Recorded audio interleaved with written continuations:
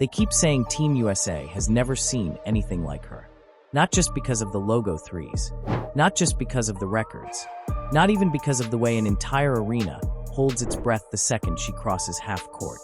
It's because for the first time ever, one player has turned a national program into a walking, talking, money-printing machine without that program actually paying her anything close to what she's worth. Caitlin Clark has become the most expensive signing in Team USA history. And the wildest part? Most of the money doesn't come from Team USA at all. It doesn't even come from her league salary. It comes from the swoosh on her chest, the cameras pointed at her every move, the private planes, the sold-out balls, the record-breaking TV deals, and the fact that wherever she shows up, people who never cared about women's basketball suddenly start watching. On paper, she's just a young guard who hasn't even hit her prime. In reality, she's a one-woman economy. From the outside, her rookie paycheck looks fine. It's a real salary. It pays the bills. But once you realize what her name actually generates, it feels like a joke. Because while the league pays her a relatively modest yearly amount, companies are dropping multi-million-dollar bags just to stand next to her in a commercial. She's gone from college star to global brand in record time. Her endorsement deals alone dwarf her playing salary. And that's before you even count the long-term contracts that stretch years into the future. Economists and sports business people look at the numbers and see the same pattern. Whenever she's involved, everything spikes. Ticket sales, ratings, merchandise, social media engagement, sponsorship interest. It's like flipping a switch. That's why people started talking about the Caitlin Clark effect. Not as a fan nickname, but as a measurable business reality. When she plays, arenas sell out. When she's on TV, ratings double or triple. When her gear drops, it disappears within hours. And all of that doesn't just benefit her. It props up the entire system around her, from the WNBA to Team USA to brands that never cared about women's hoops before she came along. Nike saw that future earlier than almost anyone. While she was still raining threes at Iowa, Nike was watching. Packed arenas. Students camping outside in the cold just to get inside the building. Families driving hours to see one player. Highlight clips doing numbers that even some NBA players would envy. For most companies, that's when you send a feeler. For Nike, that's when you clear the board. They didn't just offer her a standard endorsement. They went all in. A long-term, multi-year, multi-million-dollar deal that instantly became the richest shoe contract a women's basketball player had ever signed. That deal didn't just say, "We believe in you." It said, "We're building around you." And it showed. Billboards exploded across her home state. Giant murals and 7-story images of her pulling up from deep-turned city streets into shrines. Passers-by who didn't even know what a pick and roll was could suddenly recognize her shooting form. In the heart of New York City, in Times Square, screens that used to belong to pop stars and movie franchises started rolling footage of Caitlin Clark. For a lot of people, that was the first time they realized a women's hooper had just entered the same advertising tier as global icons. Then came the truly savage move. Her face on massive displays in the home city of one of her biggest rivals. Not only was Nike promoting Caitlin, they were announcing to everyone, players, fans, and brands, that she was the future they were betting on, even if it meant stirring the pot along the way. From there, Nike took the final step. They didn't just keep her in a general basketball family. They elevated her into the tiny circle of athletes who get what every kid dreams of, a full signature line. She got her own logo. Clean, sharp lines. 2 C's interlocked in a way that looks good on a shoe, on a hoodie, on a backpack, on a hat. The kind of logo you can slap on anything, and kids will want it. A signature shoe collection followed, built around her game. Quick, fast, sharp, limitless. Clothing for kids, for adults, for hoopers, for casual fans. It all sends one message. This isn't just Nike supporting a player. This is Nike co-writing the future of the sport with her name printed at the top. And that decision doesn't stop at the WNBA. It bleeds right into Team USA's brand, too. Because when American basketball walks onto the world stage, the swoosh walks with it. And right now, nobody carries that swoosh into conversations the way Caitlin Clark does. That's what makes the next part so crazy. With all of that momentum behind her, with her jersey selling out, with entire schedules being built around getting her on national TV, she still didn't make a certain Olympic roster. Officially, the reasons were simple: experience, fit, continuity. The committee leaned on veterans who had already proven themselves in international play. They wanted players who had been there, done that, and knew every nuance of the system. On paper, that makes sense. Until you look at what basketball actually is in 2025. It's not just about who runs the cleanest sets. It's about who moves the needle. And nobody moves the needle like Caitlin Clark. So when her name wasn't on that list, the reaction was immediate and loud. Analysts shredded the decision. Fans were furious. People who had never watched an Olympic women's game in their life suddenly had a strong opinion about how the roster was picked. The funniest part? By leaving her off, they made her even bigger. Talk shows turned the roster snub into a week-long storyline. Clips of her highlights rolled back-to-back with pundits asking, "How do you keep the most watched player in the game off the world's biggest stage?" Instead of quieting the noise, the decision cranked the volume. Instead of spreading attention evenly across the team, it slammed the spotlight on one person who wasn't even going to Paris. Caitlin's response was calm and respectful. She didn't throw anyone under the bus. She said she'd use it as motivation, that representing the country was still a dream, that her time would come. But the message the business world heard was different. This is the most valuable player you don't have. Yet, and every year you wait to put her in that jersey, she only gets more expensive. Inside the WNBA, you could feel the tension. On one hand, veteran players had been grinding for years, playing through injuries, flying commercial, and carrying the league when nobody seemed to care. Then, almost overnight, a rookie shows up and everything changes. Suddenly, she's everywhere. Every promo, every interview, every primetime slot. Kids show up to arenas wearing her jersey even when it's not her home building. Some players embraced it. They understood that more eyeballs means more money, more respect, and eventually higher salaries for everyone. Others didn't take it so well. You could see it in the way games were played. Hard fouls that felt a little extra. Elbows that lingered. Screens that turned into full-body checks. Every time Caitlin hit the floor, clips exploded online and debates followed. Are they just playing tough, or are they sending a message? The answer, honestly, was both. There was pride involved. Resentment. The feeling of, we've been here. We've put in the work. Why is all of this suddenly her league?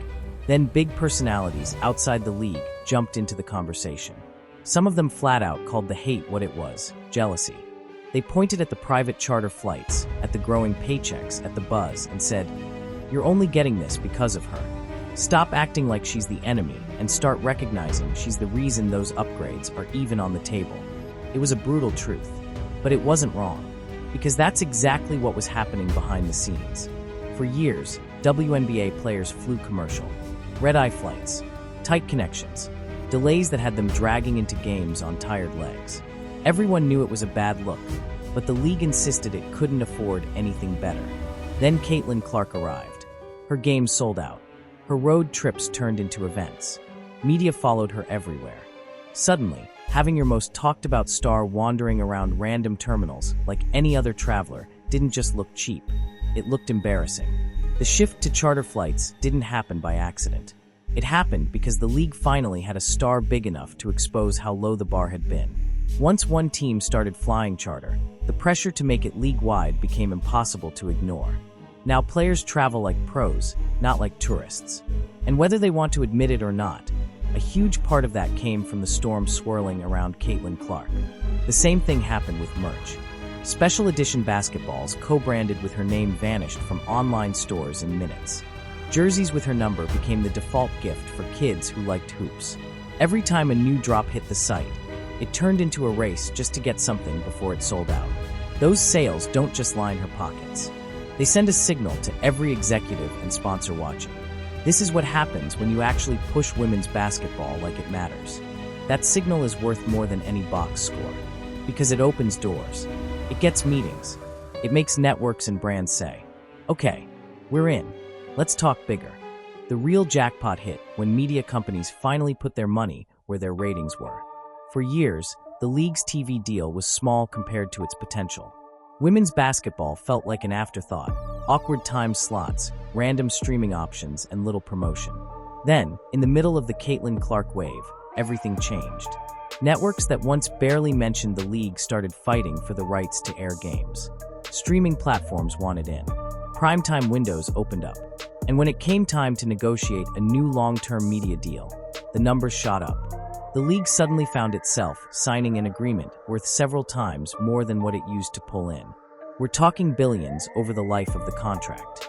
Did Caitlin do that alone? Of course not. There were pioneers before her, teammates beside her, rivals pushing her. But did her arrival accelerate it? Absolutely. Her highlight reels were the bait. Her games were the test case. When ratings popped and social media caught fire, executives saw something they couldn't ignore. If you put her on screen, people show up. That's when the money followed. And here's the key piece a lot of people miss. When that money comes in, it doesn't stop at the WNBA. It boosts the entire ecosystem of women's basketball, college, grassroots, overseas, and yes, Team USA. International tournaments get more attention. Olympic broadcasts become easier to sell. Sponsors line up for national team partnerships because now the sport feels hot, not niche. All of that new money flows into the same river. And Caitlin Clark is one of the biggest reasons the water level rose. So let's step back and really count the cost. You've got a long-term Nike deal worth tens of millions on its own. You've got signature basketball lines with her name stamped on the leather, selling out in giant numbers. You've got other major brands paying her seven figures just to say a few lines in front of a camera and wear their logo in a commercial. You've got ticket prices that jump the second her team comes to town. You've got arenas that only sell out when she's in the building. You've got kids dragging their parents to games just to see her shoot from the logo once. You've got charter flights that are now considered standard, even though they used to be too expensive. You've got a media rights deal that ballooned into the billions while her highlights carried entire segments and overflowed timelines. On top of that, you've got a future Olympic cycle where one thing is already obvious. When she finally plays for Team USA on the biggest stage, the ratings are going to go crazy. Now ask yourself this: how much is all of that worth? Not just to her, to the league, to the sponsors, to the national team that wants to present women's basketball as a global powerhouse. When you add it all up, there has never been a player in Team USA's orbit with this kind of financial gravity attached to their name before they even became an Olympic regular. Yes, legends have come through. Absolute icons. Players who dominated international play, stacked gold medals, and built the foundation the current generation stands on. But none of them walked into camp with a financial ecosystem like this already humming behind them. None of them with the face of a signature shoe line and a multi-billion-dollar media boom at the same time, while their jersey sold out and their road games turned into traveling festivals. Caitlin is different. She's entering a sports world that finally has the tools to sell a star like her at full volume. And she's the first woman in her lane to hit that level at this exact moment. That's why, even if Team USA hasn't cut her the biggest check, she's still their most expensive signing. Because every time her name appears next to USA, every brand, every broadcaster, and every fan who follows her shows up too. And that crowd is worth a fortune. And here's the craziest irony in all of this. Her official salary still doesn't reflect any of it. On paper, she earns a normal, respectable income from her WNBA contract. Nothing wild. Nothing that matches the heat around her. Meanwhile, her endorsement money is operating on a completely different level. Trading cards with her signature have sold for enough to pay her league salary several times over. One limited card auction can rival what she makes for an entire season of on-court work. That's how upside down the system is right now.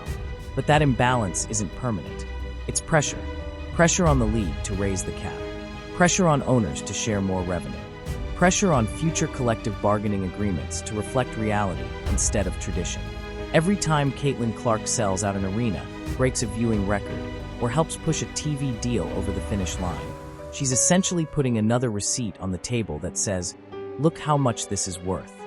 Team USA can't dodge that math forever either. Sooner or later, she's going to be the face of an Olympic squad. Sooner or later, global campaigns will run with her in red, white, and blue, not just in her pro team's colors. And when that moment comes, the national program will be stepping into a spotlight she helped build, largely on her own back. At that point, she won't just be another guard in the rotation. She'll be the centerpiece of the entire sales pitch. The posters, the promos, the interviews, the highlight packages pumping up the gold medal game. They'll build the story around her because the numbers say they have to. And when they do, congratulations. Team USA will finally have signed the most expensive player in its history, years after the rest of the world already did. So when you hear people talk about the Caitlin Clark effect, don't think of it as just some catchy phrase. Think of private jets that used to be impossible, suddenly becoming standard. Think of TV deals that used to be too small, suddenly jumping into numbers nobody thought the league could touch. Think of kids in packed arenas holding up homemade signs with her name written in marker, begging for one autograph that makes a pair of shoes priceless to them. Think of Nike, Wilson, Gatorade, insurance companies, trading card companies, and national federations all orbiting the same person. Not because she's tall or fast or can hit a shot from 30 feet, but because she can do all that while dragging an entire sport into a new era. Caitlin Clark isn't just making baskets. She's making history every time she checks in. And whether Team USA is ready to admit it or not, the bill for that history is already on their desk. They didn't write the first check. They didn't design the first logo. They didn't sign the first mega deal.